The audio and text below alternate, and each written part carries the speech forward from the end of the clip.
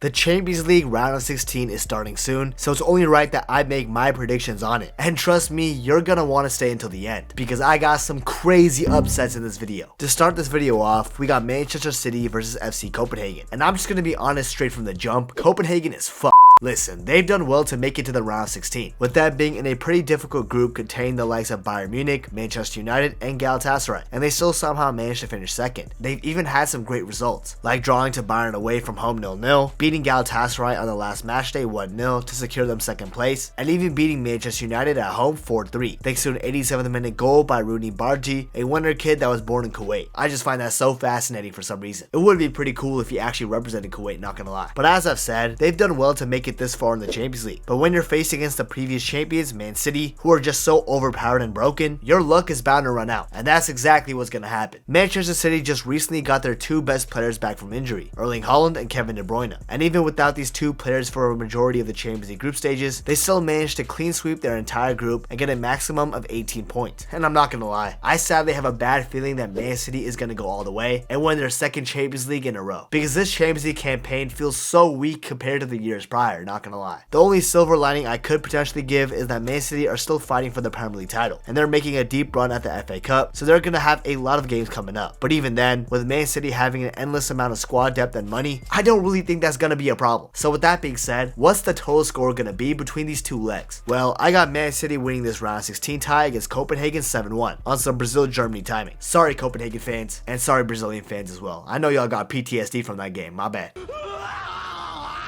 Next up, we got Real Madrid versus RB Leipzig. And honestly, this is going to be another straightforward answer from me. But real quick before we get on with that though, please remember to subscribe to the channel. I would really appreciate it and it means a lot, so thank you. And also, if you guys can, follow my Twitter and Instagram, both at Nabhuto, if you just want to hear my thoughts on football games, transfers, and overall, just to get to know me more. So if you want to, feel free to hit me up with that follow. Thank you. Back to topic, RB Leipzig are usually a team that makes it to the knockout rounds of the Champions League. But besides that one year where they made it to the semifinals during COVID lockdown, they always usually go out early in these stages. Plus, they're not even doing that good in this year's Bundesliga season as well, with them currently being 5th place in the league and lost to the likes of Eintracht Frankfurt at home 1-0, Leverkusen at home 3-2, and Stuttgart away from home 5-2 in their most recent 4 games at the time of recording this. Now, Leipzig do have some impressive players that Real Madrid needs to watch out for. One of them is Xavi Simons, one of the best upcoming players of football, and this season, he's been instrumental to everything positive RB Leipzig have done in this campaign. And in 28 games so far, he's got 7 goals and 9 assists, which is great for someone who's only 20 years old playing in the Bundesliga. Leipzig also got some other great players, like Luis Openda, who's enjoying a great debut season with the German club, having a total of 18 goals and 4 assists in 29 games so far, and they also still got players like Benjamin Šeško, a top wonder kid, and Dani Olmo too. But even then, I don't think this is going to be enough to match Real Madrid's star power. Madrid have the likes of Rudiger, Kroos, Modric, Camavinga, Tchouameni, Valverde, Rodrigo, Vinicius, Bellingham, etc, etc. I can go on and on about Real Madrid's star power. Not only that though, this season Real Madrid have been phenomenal. Not only in the Champions League, where they finished on top of their group with a maximum of 18 points, clean sweeping their group, but also in La Liga, where they're on top of the table by 2 points at the time of me recording this video. Plus, Jude Bellingham is a man on fire, and honestly, he's getting Ballon d'Or shouts at just 20 years old. But when you have stats like Bellingham's, with him having 18 goals and 8 assists in 28 games as a midfielder, you can't even completely deny these shouts and say that he doesn't deserve it yet. So yeah, for me, Real Madrid is just way too strong compared to RB Leipzig in my opinion. And my prediction for the two legs is that it'll end 4-2 in Real Madrid's favor, and they'll be going through to the quarterfinals. Next up, we got PSG versus Real Sociedad, and this game's a little more interesting to predict, because this one's not as straightforward as y'all think. Let's start this off with PSG, who as we all expected are on top of the League 1 table, and also as we all expected, Kylian Mbappe is a man on a mission, with them having 29 goals and 7 assists in 28 games. I feel like not a lot of people are giving Mbappe's flowers for the season he's having right now, and they're sleeping on him just because he's playing at PSG, who are extremely dominant in France, but Mbappe is head and shoulders above anybody in the league right now in my opinion. Even in the Champions League, Mbappe is doing decent, with him having 3 goals in the 6 games so far. He would have even more, but the goal against Dortmund was disallowed, and with that goal being disallowed, PSG actually finished second place in this year's Champions League group of death, containing Borussia Dortmund, who finished on top, and then AC Milan and Newcastle following them. However, out of the 6 games, PSG only got 2 wins, which doesn't really strike me as a team that can go on and win the entire Champions League, despite having one of the best players in the world in Mbappe. Real Sociedad, on the other hand, have been the complete opposite opposite. They went unbeaten in their Champions League group while also finishing on top, despite being in a group with the previous Champions League runners-up, the Portuguese champions, and the Austrian champions. And yes, although Sociedad aren't doing the best in La Liga, with that being around 6th place, Sociedad have been performing very well on the pitch. And one of their standout players for me is Takefusa Kubo, who is enjoying a great La Liga campaign and is now being scouted by the likes of FC Barcelona and Liverpool to potentially join them next season. Both Sociedad and PSG are extremely attacking though, so for me, it's honestly about who can defend these counterattacks better. And honestly, it's going to be harder to defend against PSG just because they got Kylian Mbappe. But I cannot ignore history, and history does say that whenever PSG is in the Champions League knockout stages, they never win it, and they always find a way to choke. Besides the COVID season where they lost to the better team, Bayern Munich, in the final 1-0, but that was because Neymar was balling out and carrying PSG. But now with Neymar not being with the French club anymore, and PSG being prone to choking, I think I might have my first upset right now. And in fact, I'm gonna say that in total for both of the legs, Real Sociedad will beat PSG 3-2 and make it to the quarterfinals. This is just one of the many upsets in this video. Moving on to the next game, we got Lazio versus Bayern Munich, and for me, this prediction is pretty simple. I'll be honest, I don't even know how Lazio even made it this far. They're horrendous this season. They're currently sitting 9th place in the Serie A, and one of the many reasons for this is that they lost their main man, Milinkovic-Savic, to Al Hilal over the summer, and their replacement, Daichi Kamada, hasn't been as good as he was with Eintracht Frankfurt. So, with Lazio losing their man, and honestly with them just not being that good, I'm sorry, they're just not doing that well this season. However, they were good enough to make it to the Champions League round of 16, with them finishing 2nd place in their group and comfortably getting through. But when you're going against Bayern Munich, one of the favorites to win the Champions League this season, yeah, I don't know, man. Lazio are kinda screwed. Oh, yeah.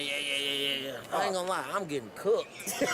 Now, I know Bayern Munich are in 1st place in the Bundesliga this season, with Leverkusen actually leading the way, but Leverkusen are like 30 games unbeaten this season, so the fact that Bayern are right behind them on the table just shows how good they still are. I would even highlight some players like I've been doing here or there, but honestly, everybody on Bayern Munich is just scary good. So with that being said, I got Bayern Munich going through against Lazio in a total aggregate score of 5-0. Bayern got this one in the bag. Now, the next game is actually a pretty interesting one. We got PSV Eindhoven facing Borussia Dortmund. Honestly, this game is probably my favorite one heading into the round of 16. Now, Borussia Dortmund are doing that well in the league. They're 4th place, which is decent, but they're the ones who are usually challenging Bayern for the title, so this is definitely a drop-off. Well, challenging is a kind word to use. Dortmund is just always losing, man. That choke last year is something that I can never forget. They ask you how you are, you just have to say that you're fine when you're not really fine. Anyways, in the Champions League is a different story though, because unexpectedly in my opinion, Dortmund topped the group of death by 3 points, and their only loss was against PSG away from home, who are like one of the favorites in this competition. Now, I like Dortmund a lot actually. I'm not like a supporter of the club, because the only club I do support is Liverpool, but I admire them, especially their home support, because playing away against them is really scary. But just like PSG, Dortmund have some choking gene in them, and that's just so hard for me to ignore. And yes, I know, it's only the round 16 against PSV Eindhoven, but still, this season, PSV Eindhoven are actually a really good team. In the Eredivisie in this 23-24 campaign, PSV are running away with the league, and they're still unbeaten and only have 2 draws, with the rest of them being 18 wins. I don't think anybody in the Eredivisie is going to catch up to them, and PSV have a good chance of winning the league undefeated in my opinion. But in the Champions League, it felt like PSV were heading out, but it took a last-minute header from America's own Ricardo Pepi against Sevilla to secure a 3-2 win away from home, and then a 1-1 draw against Arsenal at home to get them 2nd place in the group and somehow make it to the Champions League round 16. And yes, I will admit, I am a bit biased towards PSV Eindhoven, just because they got 3 Americans on their team, including Ricardo Pepi, like I mentioned earlier, but also Malik Tillman and Serginho Dest, while Borussia Dortmund have 0 Americans on the team right now, because Gio Reyna actually recently moved to Nottingham Forest on a short loan deal. So with all that being said, in terms of biases and performances, who do I think is going to win this tie? Well, I got these 2 legs between BVB and PSV being extremely entertaining, but I think at the end, PSV Eindhoven will win 4-3 and move on to the quarterfinals of the Champions League. Is this an upset? I don't know, but this is what I think is going to happen. Moving on to the next one, we got Inter Milan versus Atletico Madrid, and respectfully, this game is going to be boring. Now, that isn't me being disrespectful to the clubs, but both teams pride themselves on being very defensively solid, and when you put 2 defensive sides against each other, you already know this one's about to be a snooze fest.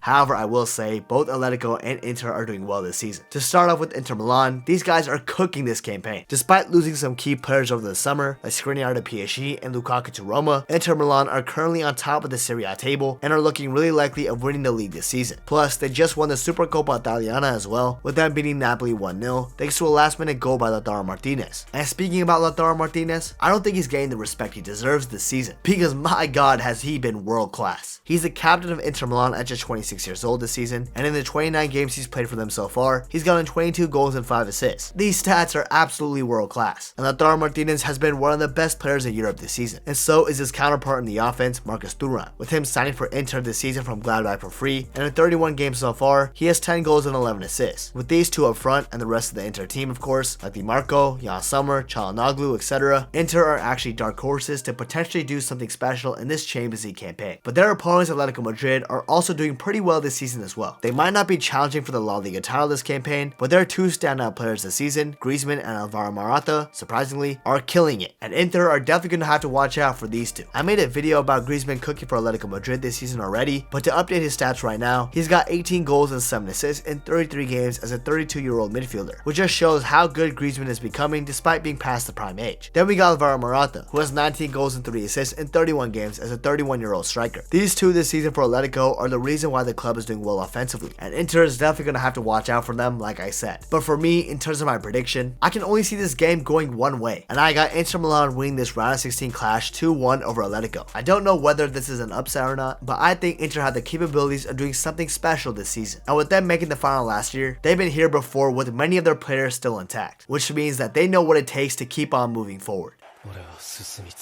The next game, we got Arsenal versus FC Porto, and this game might seem pretty straightforward, but honestly it isn't. The Arsenal are doing pretty good this season. They're third place in the Premier League, and they already got knocked out of the FA Cup by Liverpool at the Emirates, and also the Carabao Cup, since the final is coming in a couple of weeks by the time I'm recording this. That means Arsenal's full focus on the rest of the season is on the Premier League and the Champions League, which is a pretty good thing for Arsenal, considering the fact that this Champions League season is weaker compared to the previous campaigns, which does mean that Arsenal have a pretty good chance of actually winning the Champions League.